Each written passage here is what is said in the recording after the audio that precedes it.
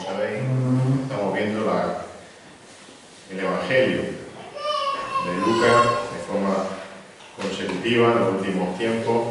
El Señor nos ha bendecido con la carta a los romanos, que ya se terminó, nos bendecirá con otras cosas seguro, pero nosotros vamos todavía por la mitad del Evangelio de Lucas y hoy sí vamos a terminar, pero vamos a terminar un capítulo, el capítulo 12. Con la ayuda del Señor vamos a estar en Lucas capítulo 12, versículos del 49 al 59. Y si hubiese que ponerle un título a esta predicación sería "No dejes pasar la oportunidad". No dejes pasar la oportunidad. Y está hablando el Señor Jesús a la multitud. Y dice así Lucas capítulo 12, versículos 49 al 59. Y como digo, son palabras del Señor Jesús. Yo he venido para echar fuego sobre la tierra. Y cómo quisiera que ya estuviera encendido. Pero de un bautismo tengo que ser bautizado.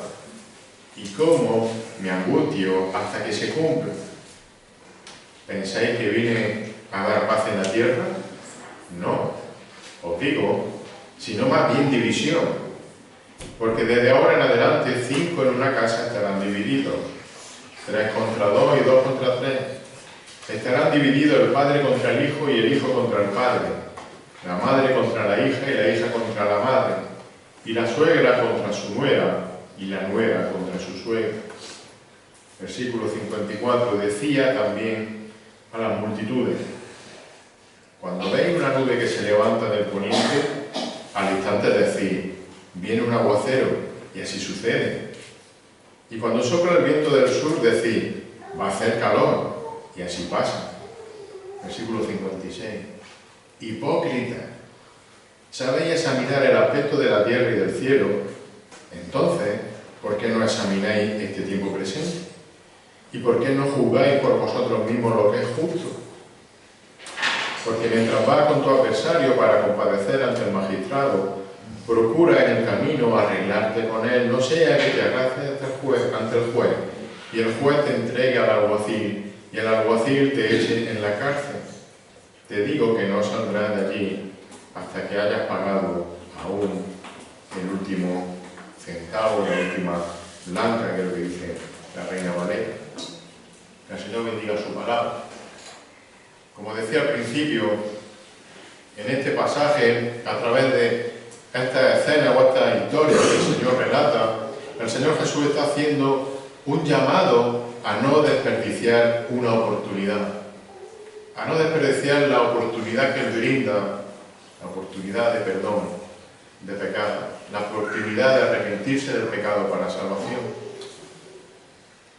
Seguramente para la mayoría de los que estáis aquí, lo que voy a decir ahora ni os suene, y no va a sonar porque la mayoría tenéis menos de 50 o 50 y tantos años. Ahora, los que tenéis 50 y tantos años, sois mayores que yo, seguro que os va a sonar lo que voy a decir. Dos cosas que tienen que ver con oportunidades perdidas o segundas oportunidades que se dieron a finales de los años 70 y que, como digo, os van a sonar y vais a recordar sin duda los que teníais memoria en aquella época. Como digo, los que ya pintan canas seguro que se acuerdan, permitidme el ejemplo, seguro que se acuerdan de un gol que por desgracia para España nunca fue gol. El gol de Cardeñosa. Los jóvenes podéis buscarlo en internet. Yo tenía como 5 años y medio en aquel tiempo, pero todavía tengo en mente aquella jugada, en blanco y negro, en casa de mi abuelo. Pero todavía tengo en mente como un jugador de España centra desde la derecha, desde la banda derecha, al segundo palo, donde allá había un señor que se llamaba Santillán. Y Santillán hace lo que mejor sabía hacer Santillán. Salta entre la defensa de Brasil, salta por encima del portero de la selección de Brasil, consigue tocar el balón con la cabeza por encima de todo ello y deja la pelota muerta en el punto de penalti, a los pies de un gran futbolista del Betis llamado Julio Cardeñosa. Y en ese momento seguro que estaba toda España de pie preparada para gritar gol. Pero creo también que a Cardeñosa en ese momento le tembló todo el cuerpo. Y en vez de fusilar la portería brasileña, lo que hizo fue chutar muy flojito. Chutó hacia el centro, donde, vaya por Dios, estaba el único defensa que había de Brasil debajo de los palos. En resumen, España acababa de perder la mejor oportunidad en su historia, por lo menos hasta ese momento. Ahora ya somos campeones, pero en ese momento era la mejor historia que España había tenido de ganarle a la todopoderosa Brasil. Lo siento por los hermanos de Brasil, pero se nos fue la oportunidad aquel día. Ahora también seguro que a los más mayores recordáis un programa de televisión. A mí me encantaba, aunque era también muy pequeño. Siempre me ha gustado, mi familia lo sabe, los coches, las motos, todo lo que tiene que ver con conducir. Era un programa que se emitió entre los años 78 y 79, la única cadena que teníamos entonces. Ese programa presentaba accidentes y presentaba ocasiones de peligro en la carretera. Y como su nombre indicaba, ese programa enseñaba a los conductores a reaccionar correctamente para así tener, y así se llamaba el programa, la segunda oportunidad. Fueron 24 episodios en los que se enseñaban maneras y técnicas de conducción para evitar accidentes. Como digo, se trataba de tener una segunda oportunidad. Y estos son dos sencillos ejemplos, y perdonadme que los utilice, no quiero perder reverencia al hacerlo, pero son dos sencillos ejemplos, uno de oportunidades perdidas, aquel gol, y otro de oportunidades que pueden ser aprovechadas, ese programa de televisión. Como digo, dos ejemplos de la historia de nuestro país. Pero sin duda, y esto ya va en serio, el ejemplo más grande, el ejemplo más triste de la historia de una oportunidad perdida fue y es la de un señor que se llamaba Judas Iscariote. Porque Judas tuvo el privilegio, fijaros, y todos lo sabéis, tuvo el privilegio de vivir, de viajar, de tener una relación estrecha durante 3 años con el mismo Señor Jesús. La carrera universitaria que yo estudié eran 3 años. Pudo hacer una carrera universitaria, perdonadme el ejemplo, junto al Señor Jesús. Como uno más de los 12 apóstoles, Judas comprobó de primera mano todos los milagros de Jesús. Escuchó su enseñanza en primera fila, por así decirlo, como si estuviese en unas clases particulares de grupos reducidos. Un privilegio, ¿verdad? Sin embargo, teniendo la evidencia clara de que Jesús era el mismo Hijo de Dios, este Judas lo que hizo fue traicionarlo y lo vendió por un puñado de monedas. Todos conocéis la historia. El caso es que Judas desperdició la mejor oportunidad. Habiendo conocido de forma cercana e íntima al Señor del cielo, teniendo la oportunidad delante, por su propia voluntad, Judas va a pasar una eternidad en el infierno, separado de Dios, recordando también la oportunidad perdida. Así que Judas es el gran ejemplo de perder la oportunidad por rechazar a Cristo. Pero aunque no sean tan famosos como Judas durante toda la historia, y hoy en día también sigue habiendo muchos que como Judas siguen perdiendo su oportunidad. La mayoría de las personas que tuvieron el privilegio hace 2000 años de ver y de escuchar a Jesús de forma directa allí en Israel, al igual que a Judas, también lo rechazaron. Aquella generación de Israel, como digo, la más privilegiada de la historia, junto con Judas, como estamos viendo, se convirtió también en el más triste ejemplo de una oportunidad desperdiciada. Pero fijaros, esa manera de desperdiciar una oportunidad no es solo cosa de aquel Israel de hace 2000 años. Porque hoy en día sigue habiendo Judas entre nosotros, y no lo digo en el aspecto de traidor, sino lo digo en el aspecto de perder la oportunidad.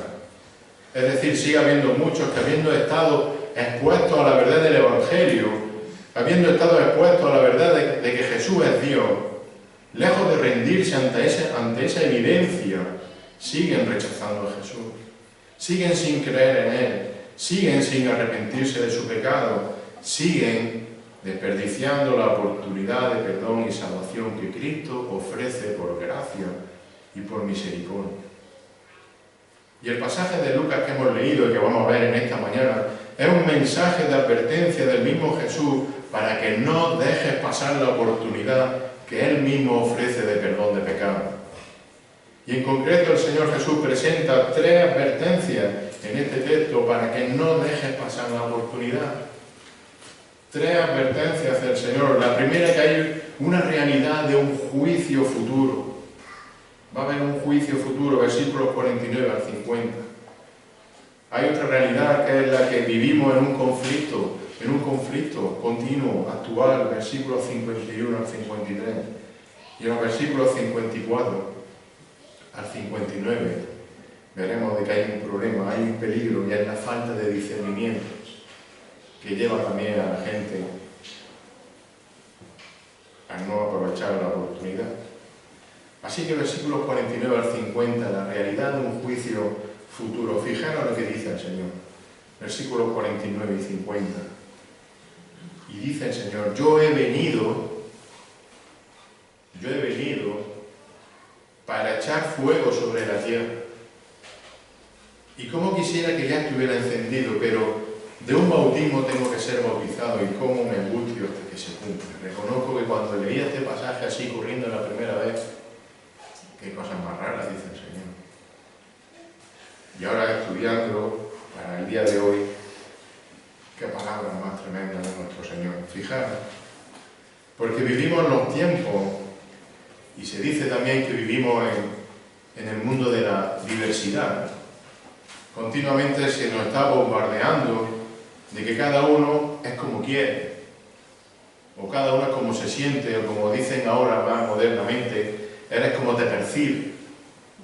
A mí me han hecho un curso hace poco en el trabajo, que mal lo he pasado yo, pero media empresa, adoctrinándonos hacia la diversidad sexual de las personas. Te lo meten ya en el trabajo. Nos hicieron hasta un examen. Así que un día o eres L, otro día puede ser G, otro día puede ser T, otro día B, otro día I, otro día plus, o más plus, y no me refiero al canal. Aquí un día de gato, otro día perro, o como mi hija intenta explicarme y no consigo entender lo que ven en la universidad, un día eres binario, otro día eres fluido, y no sé cuántas cosas más. Pero querido, en realidad, delante de Dios y delante del Evangelio solo hay 2 tipos de personas.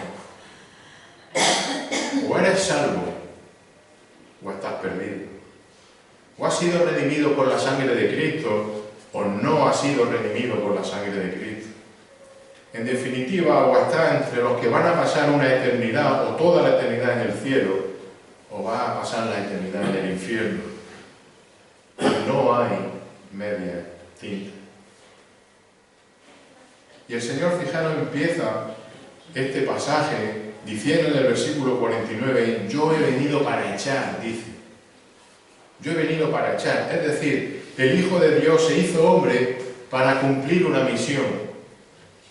Esta expresión de venir para, la utiliza el Señor en muchas ocasiones para precisamente indicar su propósito, para dejar claro el motivo de su primera venida. He venido para. Por ejemplo, cuando está en casa de Zaqueo, muchos ejemplos, vamos a decir solo 3. Cuando está en casa de Zaqueo, allí leemos Lucas 19, 9 y 10, que Jesús le dijo a los que estaban allí, hoy ha venido la salvación a esta casa, ya que él, Zaqueo, también es hijo de Abraham. Versículo 10, porque el Hijo del Hombre ha venido, propósito, ¿a qué? A buscar y a salvar lo que se haya perdido. Pero en Juan 12:46 Jesús también dice, yo, la luz, he venido al mundo, y sigue diciendo, para que todo el que cree en mí no permanezca en tinieblas. Y cuando, por ejemplo, Jesús estaba siendo interrogado por Pilato, leemos Juan 18:37 que Pilato le dijo, así que tú eres rey. Y Jesús respondió: tú dices que soy rey. Para esto yo he nacido. Y sigue diciendo el Señor: y para esto he venido al mundo. Para esto he venido, para dar testimonio de la verdad. Y todo el que es de la verdad escucha mi voz. Así que creo que podemos decir claramente que Jesús vino con un propósito. Vino para traer salvación. Esa era su misión principal. Pero fijaros, dentro de esa misión de salvación, Jesús también vino, y que no se nos olvide, para traer juicio. Por eso sigue diciendo en el versículo 49, lo está diciendo Jesús, no yo. Yo he venido para, ¿qué dice allí? Echar fuego sobre la tierra. Y sabemos perfectamente que el fuego de Dios a lo largo de la Biblia representa su justo juicio. Y por ejemplo, hay muchísimos ejemplos en el Antiguo Testamento. Solo vamos a coger 3 en el libro de los Salmos. Allí podemos leer en el Salmo 21, 8 y 9: hallará tu mano a todos tus enemigos, tu diestra hallará a aquellos que te odian, los harás como horno de fuego en el tiempo de tu enojo, y el Señor en su ira los devorará. Y fijaros, y fuego los consumirá. Juicio. Salmo 78, versículos 21 y 22. Por tanto, al oírlo, el Señor se indignó. Un fuego se encendió contra Jacob y aumentó también la ira contra Israel, porque no creyeron en Dios, ni confiaron en su salvación. Y en el Salmo 97, versículo 1 al 3, leemos que el Señor reina: regocíjese la tierra, alégrense las muchas islas, nubes y densas tinieblas le rodean, justicia y derecho son el fundamento de su trono. Y dice el versículo 3: fuego va delante de él. Y fijaros, y quema a su adversario en derredor. Cristo vino a traer salvación, pero junto con su salvación hay juicio. Y probablemente aquella multitud judía que estaba escuchando al Señor aquel día pensaba que todo ese juicio, que todo ese fuego consumidor de Dios que se describe en el Antiguo Testamento y que ellos habían escuchado multitud de veces y que conocían, ellos dirían: esto no es para nosotros, esto no es para Israel, este fuego, esto más bien tiene que ser para los pueblos paganos y para los gentiles, esto no es para mí. Pero en realidad, lo hemos estado diciendo, Jesús vino a salvar ¿a quién? Vino a salvar a todo aquel que cree y que se arrepiente de su pecado. Y a la misma vez vino para traer fuego. Es decir, vino para traer juicio sobre todo aquel que no cree y que no se arrepiente de su pecado. Una salvación que sabemos que es ¿para quién? Para todo el mundo. ¿Qué quiere decir para todo el mundo? Para judíos y para gentiles, de toda nación, de toda condición, ¿verdad? Así que también trae un juicio que es para todo el mundo, tanto judíos como gentiles. Por eso el Señor Jesús dijo en Juan 9:39: yo vine a este mundo, judíos, gentiles, toda nación, para juicio, para que los que no ven vean y para los que ven se vuelvan ciegos. El juicio es para todo el mundo, igual que la salvación es para toda la nación. Y el fuego, por defecto, sabéis todos también perfectamente que tiene una capacidad principal, que es la de destruir, ¿a que sí? Destruye todo aquello que es consumible, todo aquello que puede arder. Ahora, sin embargo, sabemos que el fuego tiene también una buena propiedad y se utiliza también para purificar, se utiliza para limpiar, se utiliza para separar el material malo del bueno, esos crisoles, esas fundiciones, que sabéis que sí. Jesús vino a traer el Evangelio. Es decir, Jesús vino a traer el fuego de un Evangelio que purifica y que separa.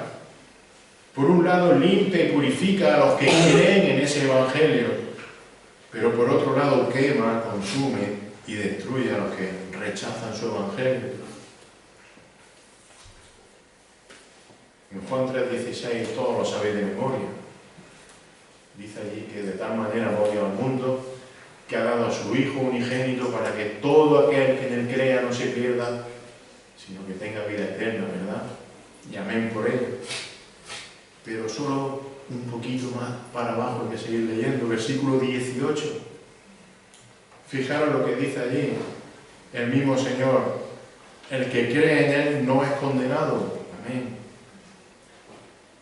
Pero el que no cree ya ha sido condenado, porque no ha creído en el nombre del unigénito Hijo de Dios. El Señor Jesús vino con la misión de traer salvación, pero junto con su salvación también trae fuego. Una salvación que fue comprada, una salvación que fue pagada en un sitio y en un lugar y en un momento que todos conocéis, que acabamos de recordar, en la cruz del Calvario, ¿verdad? Un fuego que se inició también en aquella cruz del Calvario. Porque fue la muerte de Cristo la que trajo salvación, claro que sí, pero a la vez fue su muerte en la cruz, la chispa, la llama que inició el fuego del juicio. Por eso Cristo exclama en el versículo 49, ¿qué dice allí? Y cómo quisiera que ya estuviera encendido ese fuego, ¿verdad? Jesús tenía una misión, lo estamos diciendo continuamente hasta ahora. Tenía una misión que quería cumplir, tenía una misión que deseaba cumplir pronto, dice, como quisiera que ya estuviera. Deseo cumplirla. Como quisiera que ya estuviera encendido. Es como si el Señor estuviese diciendo, cómo quisiera estar ya en la cruz. Eso es lo que está exclamando el Señor. Para eso he venido, para estar en esa cruz. Y el Señor en el versículo 50 describe su muerte en esa cruz como un bautismo. Un bautismo del que dice que tenía que ser bautizado. Y todos sabemos de sobra que el bautismo es una inmersión completa bajo el agua. Así que el Señor vino a este mundo, fijaros, para pasar, y hay una expresión que lo utiliza, por el bautismo de la cruz. Es decir, su bautismo en la cruz consistió en ser sumergido de forma completa, no en agua, sino en el fuego consumidor del juicio de Dios. Ese fue su bautismo en la cruz. Es decir, Cristo recibió y pagó en la cruz el juicio de Dios por los pecados de todo aquel que cree en Él y que se arrepiente de su pecado. Para eso vino Cristo. Y cómo quisiera que ya estuviera encendida. Quería cumplir su misión en la cruz, Cristo. Porque Cristo sabía cuál era su misión, lo hemos dicho, y quería cumplirlo pronto, como quisiera que ya estuviera encendido. Ahora Cristo también sabía el sufrimiento que le esperaba en aquella cruz, el sufrimiento que le esperaba en ese bautismo, de llevar la carga de todo el pecado, de cargar y sufrir todo el fuego consumidor de Dios sobre él. Y la espera hasta ese momento fue también muy dura para el Señor. Por eso sigue diciendo en el versículo 50, y cómo me angustio hasta que se cumpla. Cómo me angustio esperando lo que sé que me va a ocurrir porque tengo que cumplir. Porque el Señor siempre fue consciente del sufrimiento que le esperaba en aquella cruz. El el Hijo de Dios, Dios mismo, el Cordero perfecto, aquel que no conoció pecado, tenía que llevar precisamente la carga del pecado, la carga de mi pecado, la carga del pecado de todo su pueblo en aquella cruz. Él pasó por el fuego consumidor que nos correspondía a cada uno de nosotros. Y quería cumplirlo ya. Pero sabía hasta la angustia todo lo que tenía que sufrir por él. Esa angustia, ese sufrimiento de saber lo que tenía que pasar en la cruz, incluso le llevó al Señor a afligirse hasta la muerte. ¿Recordáis su oración en Getsemaní? Marcos 14, versículos 33 al 36. Dice allí la palabra que tomó el Señor consigo a Pedro, a Jacobo y a Juan. Y comenzó a afligirse y a angustiarse mucho.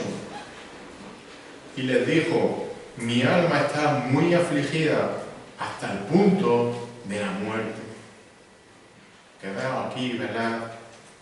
Y adelantándose un poco, se postró en tierra y oraba que si fuera posible pasara de él aquella hora, aquella copa o aquel bautismo.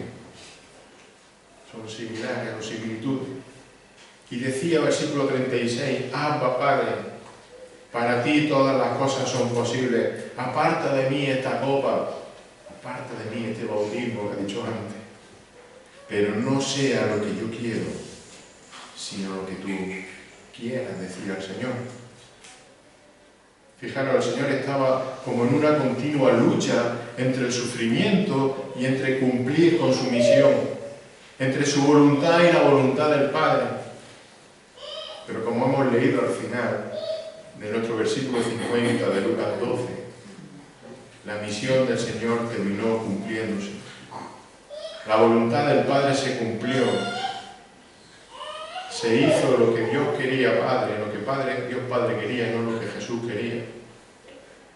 Como digo, como decía el Señor al final del versículo 50, cómo me ha angustiado, cómo me angustio, hasta que se cumpla. Y sabemos que se cumplió. Sabemos que se cumplió. Porque Jesús pudo exclamar en la cruz, quizá la frase más preciosa que un creyente puede escuchar. Pudo decir consumado, pudo decir cumplido está. Con angustia espero que se cumpla. Y él pudo decir cumplido está, consumado está. Hermanos, Cristo vino a consumar el plan de Dios. Trajo salvación, pero también trajo juicio, trajo fuego. Por eso el Señor te dice que no dejes pasar la oportunidad de creer en Él. No dejes pasar la oportunidad de arrepentirte de tu pecado, porque si no pasarás por su juicio, por su fuego. Y hay una siguiente advertencia del Señor, y es la realidad de que vivimos en un conflicto actual. Versículos 59 al 53. Fijaros lo que sigue diciendo el Señor en la misma línea. ¿Pensáis que vine a dar paz en la tierra? Y dice el Señor, se contesta el mismo, no, os digo, sino más bien división. Porque desde ahora en adelante 5 están en una casa, estarán divididos. 3 contra 2, 2 contra 3, estarán divididos el padre contra el hijo y el hijo contra el padre, la madre contra la hija contra la nuera, la suegra contra su nuera y la nuera contra su suegra. Parece un trabalengua, ¿verdad? Al igual que el fuego, hemos dicho que separa y elimina lo que no vale o lo que no es bueno. El Evangelio de Cristo también va a producir división o separación. División y separación tanto en la vida actual como en la vida eterna. Si os acordáis, en el pasaje que veíamos el domingo anterior Cuando me tocó los versículos anteriores del capítulo 12 de Lucas, veíamos que el Señor enseñó allí una parábola sobre el diferente final de los siervos fieles o de los siervos que no son fieles, el mayordomo fiel y los mayordomos que no eran fieles. Los siervos fieles eran los que estaban preparados para el regreso de su Señor, ¿os acordáis? Y el final de estos, ¿cuál era? Una eternidad en el cielo. Ahora había otros siervos, otros mayordomos que no fueron fieles, que no estaban preparados para el regreso de su Señor de las bodas. Y estos representaban a los que no creen en Jesús. Y su final era, y su final sigue siendo, un castigo eterno en el infierno. Así que la respuesta ante el Evangelio de Cristo, fijaros como decíamos al principio, divide al hombre eternamente en dos cosas: o cielo o infierno. Hay división. Pero esa división no solo será en la eternidad, sino que el Evangelio ya produce conflicto y división en la vida actual. Dice el Señor: ¿pensáis que vine a dar paz en la tierra? No, os digo, más bien división. Otra vez el pueblo de Israel, la multitud que allí estaba escuchando a Jesús, ellos seguro que estaban esperando que el Mesías, que tenía que venir, lo que iba a hacer era traer paz, sobre todo una paz social, que iba a echar a los romanos de allí, que iban a dejar de estar sometidos a los romanos. Sin embargo, el Señor les dice que Él no ha venido a traer esa paz, sino que ha venido, como hemos leído antes, ¿a qué? A echar fuego. O lo que es lo mismo, su Evangelio produce división y disensión entre los que se arrepienten de su pecado y los que siguen viviendo en él, entre los que creen en su Evangelio y los que rechazan el Evangelio. Mirad, Dios es santo. Santo, santo y santo. Y por tanto, aborrece el pecado. Por tanto, no puede convivir ni soporta el pecado. Así que no puede haber paz entre Dios y los que rechazan su Evangelio, los que no se arrepienten de su pecado. Y entonces, por implicación, no puede haber paz entre las personas, porque el Evangelio separa y divide entre los que creen y los que no creen. Y esta división entre las personas del Señor la ejemplifica aquí utilizando precisamente el concepto de familia, porque si hay algo que une o que debería de unir a las personas es la familia, ¿verdad? El rechazo al Evangelio, el dejar pasar la oportunidad de arrepentirse del pecado y de rendirse al señorío de Cristo, fijaros, llega a producir en esas personas un rechazo mayor hacia los creyentes. Un rechazo tal que puede hacer dividir hasta familia.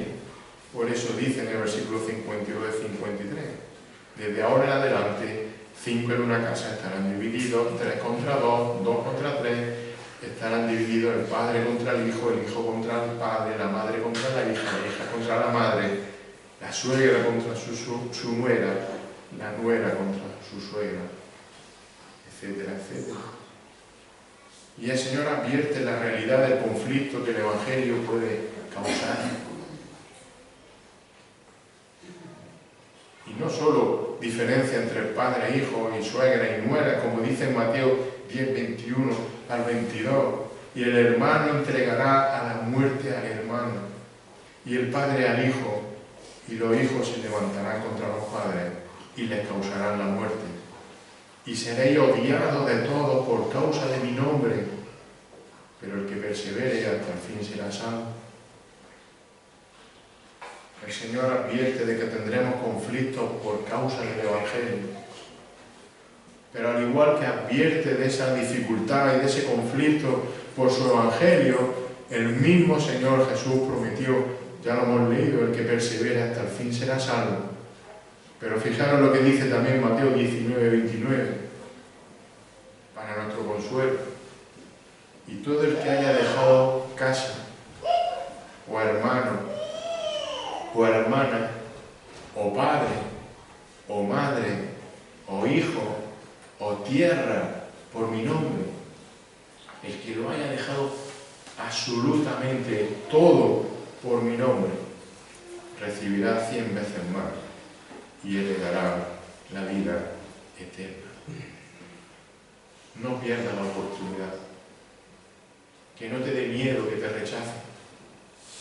El Señor te ha prometido que no te va a faltar de nada.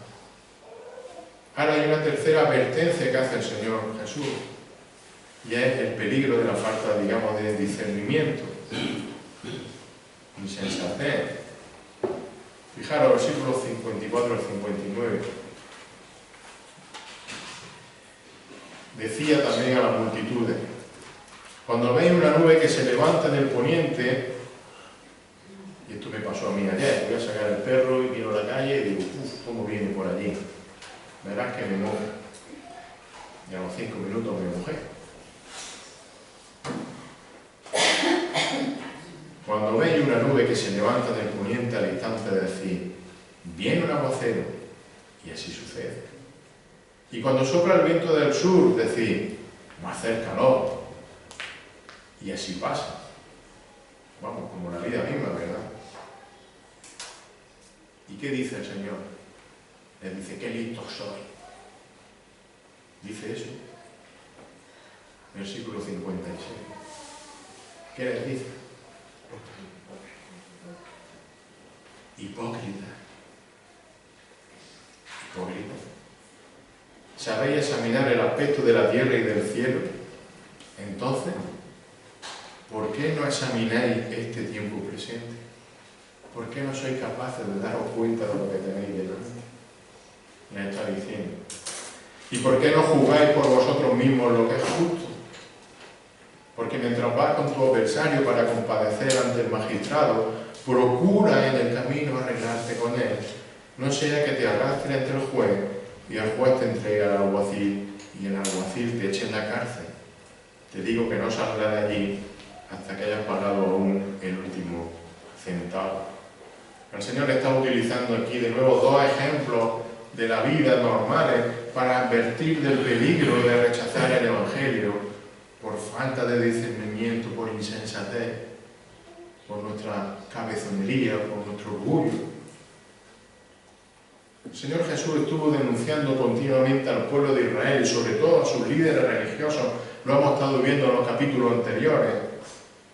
Denunció su orgullo, el orgullo de Israel, el orgullo de los líderes, un orgullo producido porque ellos se creían que eran sabios debido a todo ese gran conocimiento intelectual que tenían de la ley de Dios, y era verdad que la conocían. Y se sentían orgullosos también de sus tradiciones. Veían la nube y decían, bueno, si lo sabían todo.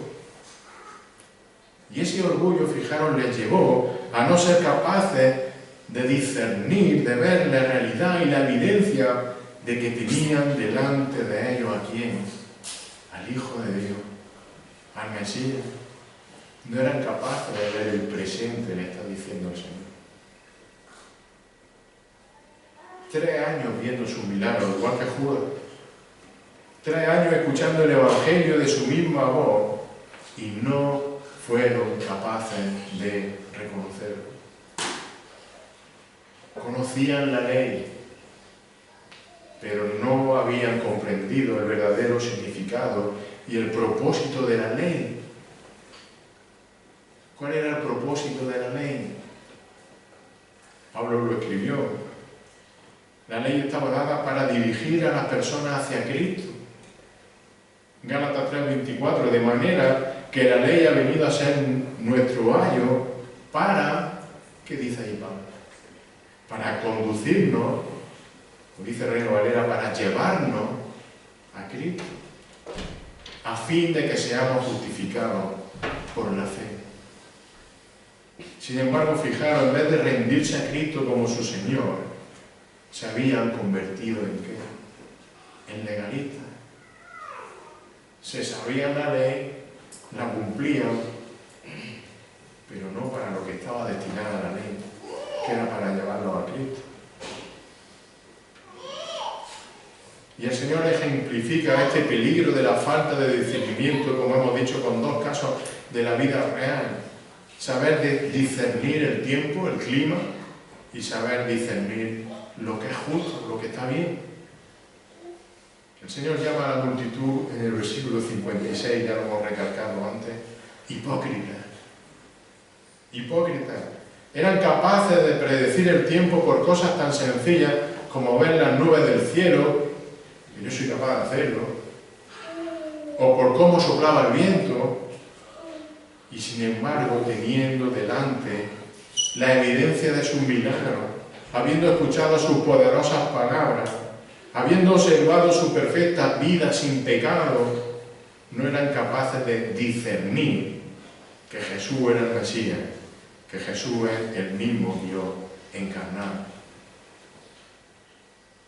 La hipocresía del pueblo de Israel era tal que, si os acordáis, lo hemos visto en pasajes anteriores, ellos fingían que no tenían suficiente evidencia de que Jesús era el que decía ser el Hijo de Dios. Y acordaros que una y otra vez le pedían que volviese a hacer señales.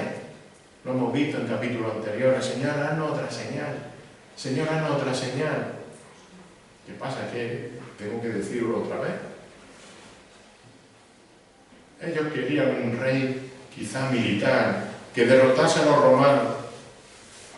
Sin embargo, se encontraron con un hombre perfecto, sin pecado, que precisamente denunciaba el pecado y la dureza de sus corazones, de ese pueblo y de esos fariseos y escribas.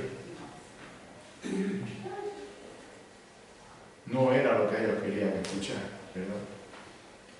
No era lo que su orgullo quería escuchar. Y el pueblo de Israel y sus líderes religiosos tuvieron toda la luz, tuvieron toda la información necesaria para rendirse a Cristo. Sin embargo, eligieron rechazarlo. Decidieron pasar la oportunidad que tenían delante. No discernieron el tiempo presente, como dice el versículo 56. Hipócritas. ¿Sabéis examinar el aspecto de la tierra y del cielo? Entonces, ¿por qué no examináis este tiempo presente? ¿Por qué no queréis reconocer quién soy? ¿Por qué no queréis rendiros ante la evidencia? Y el Señor utiliza otro ejemplo, y es el de no discernir lo que es justo, versículo 57. ¿Por qué no juzgáis por vosotros mismos lo que es justo?, le dice. Y lo que el Señor está haciendo con esta pregunta es un llamado a examinarse a cada uno a sí mismo. Y espero que lo hayamos hecho con el pan y el vino en esta mañana. Y el ejemplo es sencillo de entender. Mira, si estás denunciado por algo que sabes que eres culpable de verdad, si sabes que tienes la causa perdida, te está diciendo el Señor, mira, no seas torpe, no seas insensato, no seas falto de discernimiento, no pierdas el tiempo y no pierdas la oportunidad de arreglar las cosas antes de que sea tarde, antes de que no haya solución. Versículo 58, porque mientras vas con tu adversario para comparecer ante el magistrado y sabes que eres culpable, dice el Señor, procura en el camino arreglarte con él. No sea que te arrastres ante el juez te entrega al alguacil y el alguacil te eche en la cárcel. Te digo que ya no saldrás de allí hasta que hayas pagado aún el último centavo. No pierdas la oportunidad de arreglarte, está diciendo el Señor. Y como hemos visto al principio, hay un juicio. Hay un juicio final para todo el que no se arrepiente de su pecado. Y el Señor está diciendo que está a tiempo de arreglarte con Él. Vas todavía por el camino. Arréglalo con Él antes de que sea tarde, te está diciendo.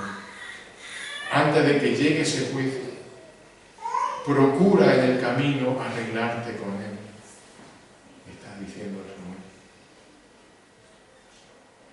Porque Cristo vino a echar fuego. Su evangelio divide, su evangelio trae dificultad, pero a la misma vez, como aquel, perdonadme el ejemplo, aquel programa de televisión de los años 70, Dios sigue ofreciendo salvación, Dios sigue ofreciendo perdón de pecados a todos los que creen que Jesucristo es Dios y a todos los que lo proclaman, como su Señor. El Señor te dice: no dejes pasar la oportunidad, no desperdicies la oportunidad. El mismo Jesús dijo también, y con esto terminamos, en Juan 12, 35 y 36. Fijaos, todavía, dice el Señor, por un poco de tiempo, la luz estará entre vosotros. Caminad mientras tenéis la luz, para que no os sorprendan las tinieblas. El que anda en la oscuridad no sabe a dónde va. Y dice el Señor: mientras tenéis la luz, creed en la luz, para que seáis hijos de la luz. No pierdas la oportunidad que el Señor te está dando. Arréglate con él. Señor, en esta mañana solo podemos darte gracias, Señor, por la obra tan maravillosa que tú hiciste en la cruz de Calvario, por la cual tú has traído salvación a toda aquel que cree y se arrepiente de su pecado, Señor. Y gracias porque tú nos adviertes continuamente de la necesidad que tenemos de arrepentirnos de nuestro pecado.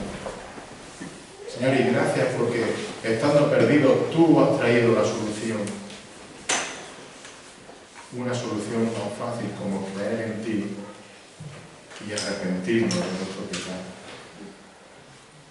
Señor, que tu Santo Espíritu siga tocando corazones.